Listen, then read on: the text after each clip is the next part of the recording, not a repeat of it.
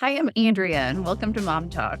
And I'm Beth, and Andrea and I are moms that work at SmartSocial.com, working on all of the content that we put out every week for our parents, our educators, and our students to learn how to be safe and shine online. So it is a brand new year. Welcome to 2023. New Year. Happy New Year. Yeah. Andrea, you and I finished last year with a couple of mom talks, and you shared that you were removing Instagram from your phone. So now that we're a few weeks in, a new year is started. How's that going? Did it work for you? Yes, it has worked, I think, really well for me. I have found myself not feeling the urge to just pick up my phone and mindlessly scroll, which has been helpful. And I've gotten a couple screen time reports since then. And I've noticed that every week I feel like my screen time is down, which makes me feel just better because, you get that. I don't know that a lot of people have that screen time report set up to receive, but when I get it, it kind of makes my stomach hurt just seeing like how high that number is. I think that is just such a waste of time. And it's not. Of course, a lot of times I'm, doing something legitimate, but taking that off has, I think, helped decrease that. And it has made me feel just a little bit more present with my family, especially through the holidays when we were all home. I don't feel like I'm missing anything, like at all. So I think it's been good overall. Good. That sounds super successful. I love that. And I think one of the tips that we often give is doing a detox of social media and, set a goal for a week to do it. Yours has lasted a lot longer than a week because you see the benefit. So that's awesome. I get that screen time report, but I should go in and when it comes to me, it always comes Sunday when I'm sitting in the middle of church and I can't look at it. So then Oh, I don't go back to look at it, or I just glance at it and it's not super useful, but it could be. So that's also great to know from that experience that you're looking at that report. It felt good to you to see the time drop. And I feel like I justify my time all the time, but if I actually look at the report of where the time goes, maybe it's not as justified as I think I am. I just love seeing those words. You've decreased your time by, so much percent. I'm like, yes, good job. We do a lot of our smart social research and work. We're not eliminating that. It's on our work phones. So it's still there. We promise we won't go away from that. But I think that's just a really good example and experience for you and I as moms, but for our kids too, and how to kind of recognize our limitations and how things impact us. Yeah, great. Thank you for sharing that with us. It's a challenge, but you did great. No problem. How's screen time going in your household right now? I feel like screen time is just always a topic, always a debate, always something that we can continue to work on. And I think that realization for me that it's just part of our lives and it's not a one and done conversation, that kind of really helped me know that it's okay to continue having these conversations and we need to continue having these conversations. Sometimes they're easier than they are at other times. Sometimes we have great habits. Sometimes we fall into bad habits, but I think that's about just habits in general in life, whether it's screen time or sugar or working too much. It's just something that as humans we always have to think about how we're reacting to these things that are so addictive in our lives. So it's a balance. It's always a balance. There's always something new every day. The kids get old, and there's something new that they have to think about too. So we keep on keeping on. But this week's content is all about tips to limit screen time without conflict. So we have gotten a lot of experts, a lot of parents, a lot of people with knowledge that were willing to share their ideas and tips. And I love that we have 50 plus tips because we're always adding to it.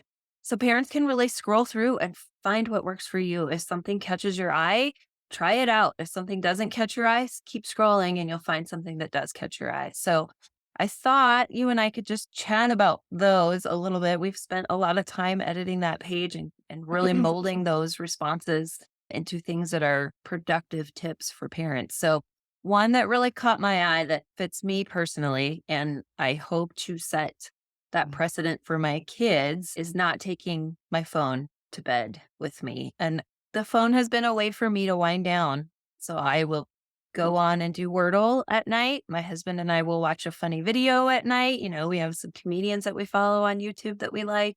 Mhm. So I know it's not good for me. If I'm alone in bed, I end up scrolling Instagram Reels or scrolling YouTube or scrolling whatever it may be.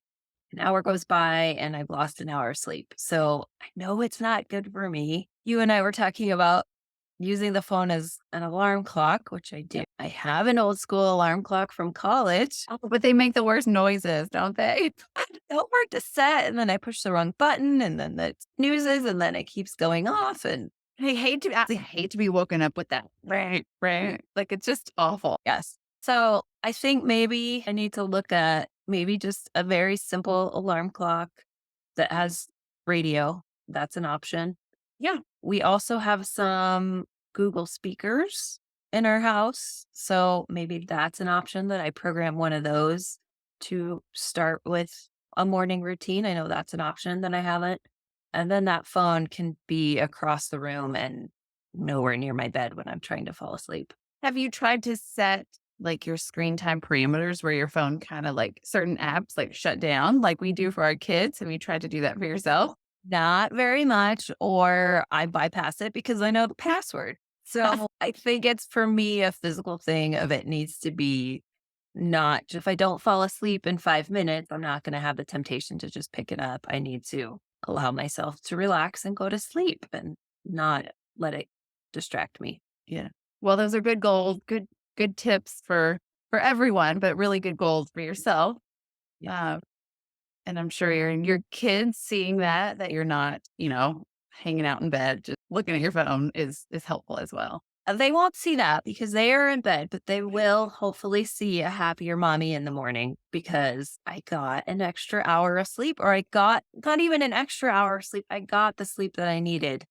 Yeah. So that is My husband is just like you. And I tell him all the time, I'm like, everyone says, or all the experts say that blue light is really bad for your eyes and just for your sleeping habits. Um, so I think maybe if you take it away, you'll just sleep better overall as well, hopefully. You know what? I bought a brand new electric toothbrush. This is so random, but we just work together. I bought a brand new electric toothbrush. The charger is a USB charger, not a plug into the wall charger. So I was really annoyed to plug in my toothbrush. I need a USB charger. So maybe we'll put a USB outlet in the bathroom so I can charge both my toothbrush and my phone. And then the phone is in the bathroom away from my bed. So it's close that if one of my emergency contacts calls, I will still hear it, but it's not an arm's distance. There you go. That sounds like a good feasible plan. I like it. Whatever works. It was a charging station. It's great. Right. But not the toilet, because that's one of our house rules is that the phone doesn't go into the bathroom. So this is the sink area, not the bathroom. Okay. All right. I think it could work. We'll see. Or I'll find a new place to charge my toothbrush. All right. So, what tip from our list of 50 plus tips stood out to you this week? Yeah. So it's not too terribly different from yours, but it's basically the instilling good habits in your kids by modeling behavior. So, the way that you want them to interact with technology and their phones and doing that yourself. So I'm kind of on the path with that, with the Instagram thing. I don't want them to just see me sitting on the sofa, scrolling through, looking at mindless stuff. But I also don't want them, because I'm a firm believer and you shouldn't post your whole life on social media. I don't want them to see me doing that. So I don't, because I don't want them to live that way, to think that these moments aren't worth. There's a lot of people out there that think, well, this doesn't count if you don't post it, right? Well, I don't like to live that way. So I don't want my kids to feel that way either, that all these meaningful interactions only count if they're able to post it on social media or share it with someone else that's not, in that group. So just really being present and using my phone for what it is. It has purposes, but not so much mindless. So we'll see. Yeah, I think the intentional purpose is really the mindset there of, I get really frustrated when I'm texting with somebody or trying to send a message on my phone and my kids interrupt me. They're frustrated because I'm not paying attention to them. But, the other day it came down to I was having a text conversation with my son's friend's mom about the plans for the weekend. And he Mhm. was frustrated with me because I wasn't paying attention to him. And I felt kind of guilty. And then I thought, wait, if you want this play date, I need to communicate with the mom. Right. So it was kind of the boundary between I'm using the phone as an intentional reason to communicate and to set this up. So I think for me, it's just looking at, when I am looking at my phone, is it intentional? Is it something productive? And then teaching the kids, you can't always interrupt me when I'm doing this. Right. But I think they kind of think sometimes too that I'm just scrolling through Facebook or Instagram, Right. then it is meaningless. So I think there's those mixed signals there that we're sending to our kids sometimes of they can't interrupt when I'm on social, but how do they know which one I'm doing? So I think if I just limit it for myself, I'm teaching them good habits for their own habits when they do get their phone, but also just how to interact with me. And if I am using my phone, it's for something important and they need to be patient and wait and not interrupt. So Definitely. many lessons from just how I use my own device. Yeah, for sure. It's one of our experts that we talked to in our family media agreement dialogue guide, Kristen Jensen. She mentioned that you should really, when you're on your phone or on your device and your kids are around, basically tell them what you're doing so that they don't sit there and think that you're just scrolling through Facebook when you're actually trying to communicate with another parent or you need to answer a work email or when you're doing something with a purpose, verbalize that and say, mommy needs to communicate with or talk to your friend mom or, tell them what you're doing so that they know that you're using it for a purpose and not just mindlessly doing it. And hopefully with that, they can show a little bit more patience. Yes. I think it's only fair to them that if I'm asking for them to understand, I have to teach them what I'm trying to get them to understand. They can't read my mind. So that's a great tip. I will have to go back and watch that video again. We will link it in the show notes for this podcast too, if anybody is interested in watching Kristen's interview and the tips that she share or loading that family media agreement template that we have. I think that's just such a great way to open the dialogue and start having conversations with your kids. Definitely. Because there is a lot of really useful things and productive things that you do on your phone. And, but there's also a lot of mindless stuff, which is okay sometimes. And if that's the time period that you've set out to do that, if you just want a few minutes to play a game or, look at your social media, then that's fine too. With so much productive out there that you could be doing that's actually useful, it's okay to let your kids know that and tell them what you're doing so that they realize that it's not just all mindless entertainment. Right. And as a person who tends to be a workaholic, I have to be intentional about taking the time for myself too. So that's absolutely something you can do if you're intentional about it with your phone. So, yeah, I think those are all great points. We just all need to have an intentional year of knowing what we're doing, pay attention to what we're doing, and having a purpose of what we're doing and why, and telling our kids and teaching our kids that. So, yeah, awesome. All right, let's take a quick break and hear about signing up for the Smart Social newsletter, which we hope is a way that parents can be intentional about learning about social media and what's coming out and what our kids are doing. We send that to you twice a week. So if you click on our emails twice a week, you will have a fairly decent idea of what's popular and what teens are talking about right now. So hopefully that's a good way that we can help you use your email boxes and get that information to keep up with what's happening. So let's take a quick break and then we'll come back and talk about what's coming up from Smart Social very soon. You're listening to the SmartSocial.com podcast. Each week, we help parents and educators keep students safe on social media so they can someday shine online. Make sure you join our newsletter to get the most up-to-date social media alerts at smartsocial.com/newsletter. Every Tuesday and Thursday, we send out the latest social media app resources that help parents and educators to navigate this challenging landscape with their students. Now let's get to the program. All right, we are back and we are super excited about what is coming up in 2023 for our Smart Social VIP members. We have been asked over the last few months to bring back live events. So this is something that Josh has done for many years of hosting live events. We have totally transitioned into live events through Zoom technology. So you don't even have to leave your own house. Just, find a comfy place, open up your computer or your phone, and Josh runs these events. He answers questions, he presents on a specific topic each month. And it's just a really great way to come in and learn the information, not just for yourself, but we encourage you to bring students to these presentations as well.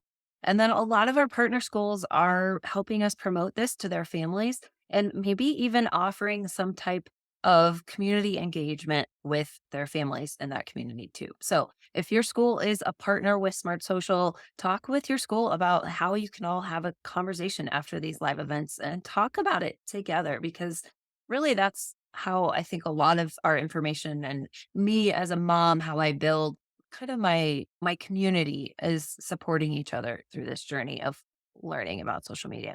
So our first events are coming up in January. We're kicking it off right away this month. So we have 6 different times that Josh will be live. So we're kind of testing what times work for different people on different time zones. But 6 times, that's an hour each time that Josh will be live to present the information about our topic this month and to answer your questions live. So it's just a really great opportunity to come in, find a time that works best for your calendar and schedule it. So our VIP members can go to smartsocial.com/members. And right there on the screen, when you are logged in as a VIP, there's a button to register that will show you the specific dates and times. You can check your calendar, register, get it on. Andrea, do you want to tell us what this month's topic is all about? Yes. So our major topic is how Instagram, Snapchat, and TikTok can safeguard a student's future. And a couple of the different sample topics that Josh will be going over in the live event are: what are the world's best companies looking for from your student in the next 5 years? He's going to review core values from that are important to Google, Amazon, SpaceX, Tesla, and more. He's going to talk about, will TikTok and Instagram be your future resume, which is just mind blowing for those of us that used to print it off and, write it out and print it off and hand in a paper resume. The students will learn how to shine online by using every app as a positive portfolio of projects and photos. And also, what is Google saying about you to your dream job or career? Learn how companies are going to search for your student online and what your student can do to take charge of the information that's being shared. I love those topics for parents and for students, because I think students are the ones that are ultimately needing it and wanting it to move forward in their careers or their education after high school. But is such a new world for parents that so much of our resumes and everything people know about us is online. So I think it's great for both parents and students to learn these tips, these examples. And maybe parents, if you're looking for a job in this economy, these tips could work for you too. So I think just overall, there are so many great examples, case studies that Josh includes in there. And he has presented this in person to a lot of different schools over the last few months. So he has had a lot of feedback from educators, from parents, and directly from students about this presentation. So it's a great opportunity that you don't even have to leave your house, and you get 6 different times that you can pick from. So hopefully one of those will work with your schedule. So we're super excited about this.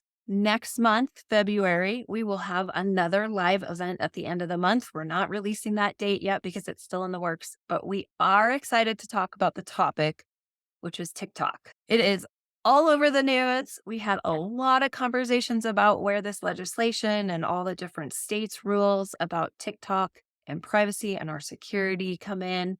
February is going to be all about TikTok. And part of these live events and the in depth topics that we are covering now always include student input and student interactions with us. So we are really excited to introduce our next student internship project, which is all about TikTok. We will send out information about this through the newsletter of exactly how to apply. If you go to smartsocial.com and just search for internship, the page and all of the application information will come up. And students really like participating in this. We say that they have a lot of good opportunities to some of those communication skills to shine online by participating with us. Their information will be out there in a positive way that will help give them that experience for their resume and their digital portfolios. But they also get a chance to do a lot of reflection and to talk with their friends about how they use TikTok and to start those conversations for themselves, which I think is probably the biggest benefit of this is if your student loves being on TikTok, we want to hear from them and we want them to participate in the internship. So super easy. It's only a couple hours that we're asking for students overall for the project, which includes time of talking with their friends and asking them some questions. So we are super excited to bring students back in February all about TikTok. But our live event will have experts. They will have tips from Josh and the whole SmartSocial team of how to use TikTok with that positive purpose and safely. I'm really looking forward to that. I can't wait to find out. It's such a popular app, and so many kids and adults alike are using it. And there's just so much out there about it that I'm looking forward to the whole resource. And especially, I love those student interviews. They're always just, you really get some good, insightful tips and just opinions out of these kids. And I love it. Yeah, I think the biggest thing that I like about those student internships is understanding how students view it and how they use it, because we've seen headlines that students are using TikTok for homework help. I never would have thought of searching TikTok for algebra work help, but it's out there. Somebody did know that's where students were, and somebody with that knowledge of that type of expertise created the TikToks. And it's a great place for students to go and get a little bit of extra help, and they find it on their own. They're being very creative in finding resources to help them.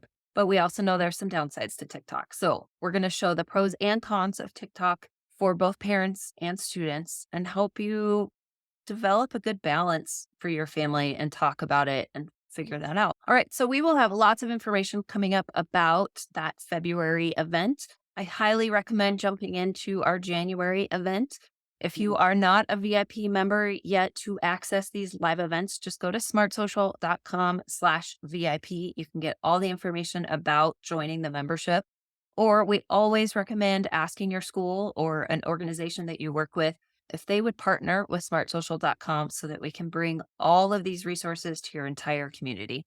We love working with organizations of teachers, of businesses, to just help spread our information and help get your entire community on the same page of protecting each other's kids with social media and being online. So lots of information out there. Subscribe to our newsletter. You will get all the information, and hopefully you'll just start learning and having those conversations as a family. All right. I think that is it for us this week. We've got lots more coming up, so stay tuned, get those newsletters, and hopefully we will come back again in a few weeks with more updates of how Andrea and I are doing with our family and social media and managing technology, but what else we can share with families to help you out. All right. Good to chat with you again, Beth. You too. Thanks, Andrea. All right. Bye. Thank you for listening to the SmartSocial.com podcast with this week's topics from Beth and Andrea. If you enjoyed the Mom Talk discussion that we had today about all things social media from a mom's perspective, we invite you to join the SmartSocial.com VIP program. As a very informed parent VIP member, you will learn about the dangers and benefits of social media for your kids and get tips every week to keep your family safe online, and most importantly, to teach your students how to shine online. We have over 130 detailed app guides that cover apps like TikTok, Snapchat, Instagram, and 100 plus apps you might not have heard of, but your students may have visited or downloaded. Find out more and join today at smartsocial.com/VIP. Please remember to rate, subscribe, and review so we can continue to help more parents and educators just like you. I'm your host, Josh Oakes. As always, remember to keep it light, bright, and polite, and we'll see you on the next episode. Have a great day.